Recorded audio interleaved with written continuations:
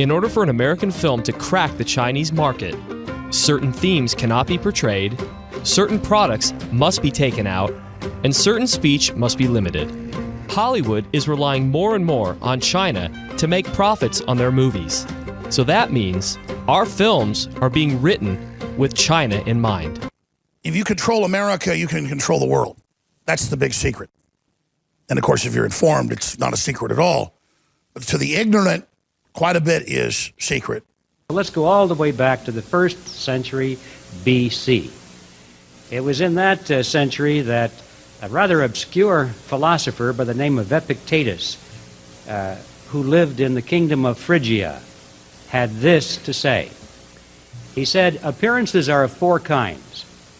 Things either are as they appear to be, or they neither are nor appear to be, or they are but do not appear to be, or they are not and yet appear to be.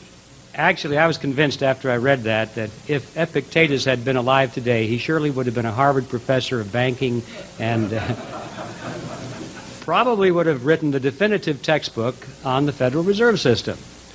Occult just simply means hidden. And we fight occult left-hand path powers who wish to keep humanity in the dark. I wish to bring humanity into the light, the true light of God, not the false light of Lucifer, their God. For example, after-school Satan clubs, which are causing a stir in places like Arizona. You bring up Satanists and you elicit a reaction. So I put it on my Facebook page. Especially when you think about putting it into schools somehow, some way. And with snacks and things like that. Yeah. The promotional materials for After-School Satan include this cheery logo and a YouTube video that resembles a horror movie. But despite the kitsch, Grieve says the After-School Satan campaign highlights a serious issue. Across the country, so-called good news clubs, sponsored by the Child Evangelism Fellowship, are pitching fundamentalist Christianity in public schools. Just the very idea that we were applying to have 9 after-school Satan clubs to counteract them brought the good news clubs into public consciousness, which was already a win for us. There's the manger scene with baby Jesus, and there's the candlesticks in the menorah for Hanukkah.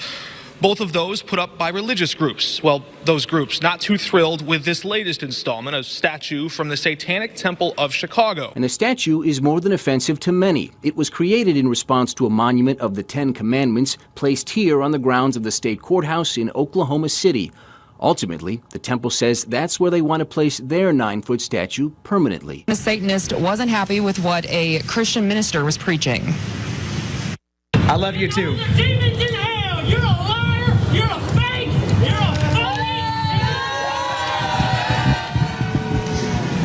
So you could hear the crowd obviously was not pleased with what he was saying and did support law enforcement escorting the man out.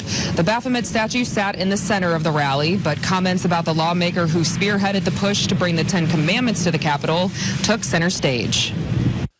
So here we are, ladies and gentlemen, in this moment where there is a battle by all these different factions over control of the United States.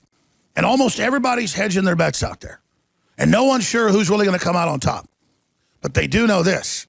If you support President Trump, you get threatened. You get audited. You get harassed. You get spied on. You get killed.